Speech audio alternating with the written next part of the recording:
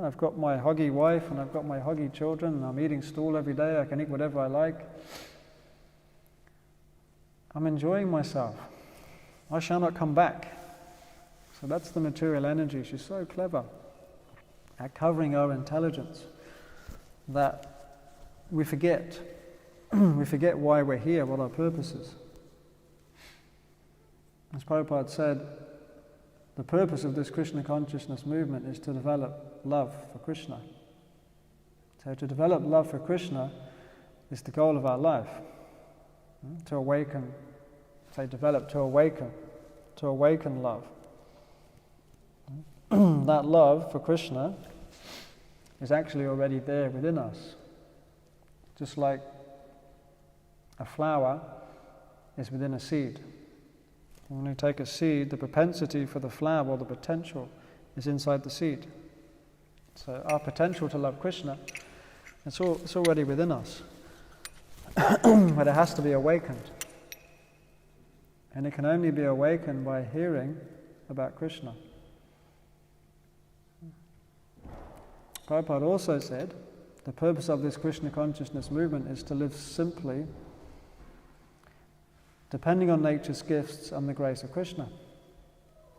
And the reason Prabhupada wanted us to live simply was so that we had time to hear about Krishna. There's two benedictions in this current age. One of them is Lord Chaitanya, who's given us this process. He's given us the Sankirtan Yajna, the chanting of the holy names. And he's made the process of going back to Godhead so much easier in this dark age of Kali Yuga. And another blessing that we can see is that we have so much technology to hear. We can complain about technology, we can complain about the dangers, and we can see all the problems that technology is causing. But there's actually one very beneficial thing about technology, is that we have so much facility to hear that we've never had in the past. Ideally, hearing in person is so much more beneficial. Coming to a class and sitting with somebody personally and talking and discussing. But most of us in our modern daily lives don't find much time for that, but we do have so much facility to hear through our devices. On our phones we can listen to Srila Prabhupada, we can listen to lectures by devotees, we can listen to pastimes and stories about Krishna. It's unlimited. We have so much access to hear, and what an amazing blessing that is, that we can take advantage of almost constantly hearing about Krishna. We often see devotees, they're working in the garden and they've got their earphones on, they're hearing pastimes about Krishna or hearing classes and lectures. And we need to hear the messages of the Acharya, the messages of Krishna daily. It's not that we can hear about, I could read the whole Bhagavatam in 1 week or 2 weeks or however long it takes, and then I could put it aside and say, well, I've read it now. It's done. I've read the Bhagavad Gita, I've read the Srimad Bhagavatam. Haribol. Don't need to study anymore. I just chant my rounds, do some service. But what will happen if I do that? I don't need to read, I don't need to study the scripture. What would happen is we become quickly covered again, isn't it? Our intelligence becomes covered very quickly. So we need to daily and regularly hear about the messages of Krishna. And that regular hearing purifies our hearts and also strengthens our intelligence. Ideally, it would be wonderful to have 2 hours a day to sit and read Srila Prabhupada's books, but not all devotees have that facility if they're busy working all day. But at the very least, we can commit to reading some section of Prabhupada's books, even if it's only 15-20 minutes, and the reading doesn't have to stop there. this contemplation on what we've read. There's different levels of reading and hearing. I could read a verse today and then I could close the book and stop thinking about it and carry on with my activities of the day. I could also read a verse, and as I'm reading that verse, I'm internalizing, or I'm thinking more deeply about what I'm reading. I'm reflecting on that, contemplating how does that verse, how does that relate with me in my spiritual life right now? How do I understand that verse on a deeper level? And then we can take that with us for the rest of the day. We can reflect back and think about that. So this is Shastra Chakshus. We're seeing through the eyes of Scripture. And when whatever we're doing in our day, whether it's directly service or whether it's work in the material world in order to feed our families and do our duties, we can be seeing the world through the eyes of Scripture. So regular study, regular hearing strengthens our intelligence and gives us the ability to see Krishna in everything and everything within Krishna. What's that verse in the Bhagavad Gita where Krishna says, one who sees everything within me and me within everything sees things as they truly are. So the way that we can see Krishna within everything is to constantly hear about his pastimes, to constantly hear about his glories, to constantly hear about his prowess and his qualities.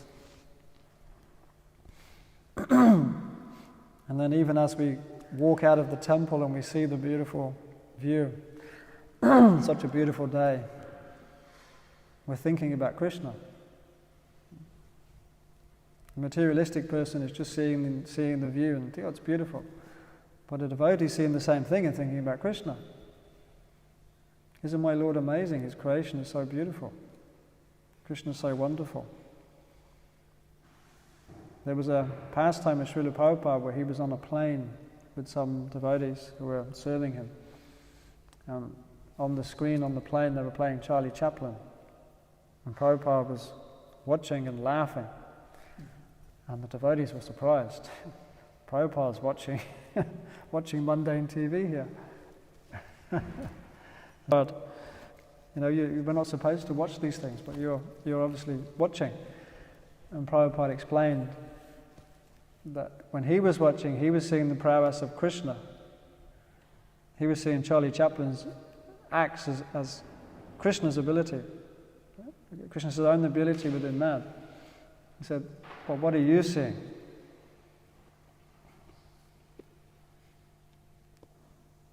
So because Prabhupada was 100% Krishna conscious, whatever he was seeing Krishna within everything.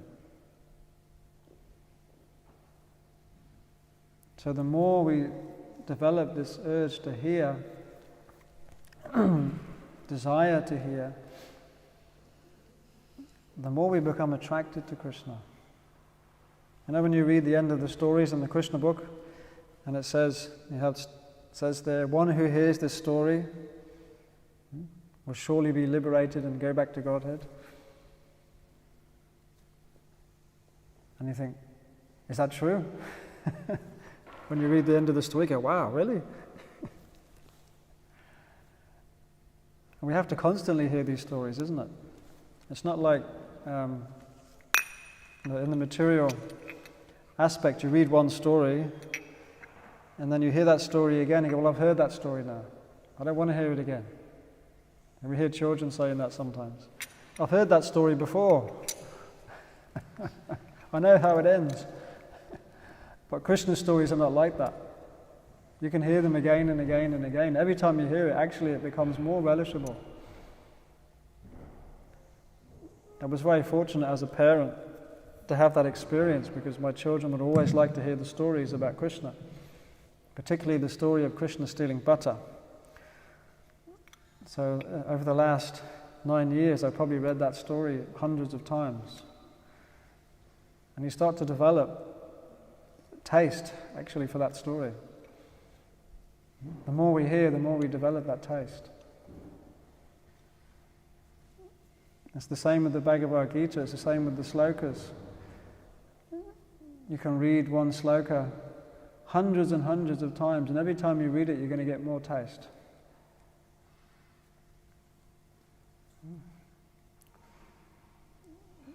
Every time you read it, you're going to get more insight, more realization. It just goes forever and ever, like a flower opening continuously, the depth of the understanding and realization. Isn't that a wonderful blessing? So I'll read our verse again for today. Such persons are called Trivajika because they are interested in the three elevating processes. They are adverse to the Supreme Personality of Godhead, who can give relief to the conditioned soul. They are not interested in the Supreme Personality's pastimes, which are worth hearing because of his transcendental prowess. And our class today was mostly based on Srimad Bhagavatam's verse, Srinvatam Svakata Krishna, Punyashravana Kirtana. And that verse is stating that Krishna is within the hearts of all living entities, and he is personally cleaning the hearts of the living entities who have developed the urge to hear about him. Does anybody have any questions or comments? His Divine Grace, Srila Prabhupada Ki Jai, Srimad Bhagavatam Ki Jai, Anantikoti Vaishnava Vrinda Ki Jai.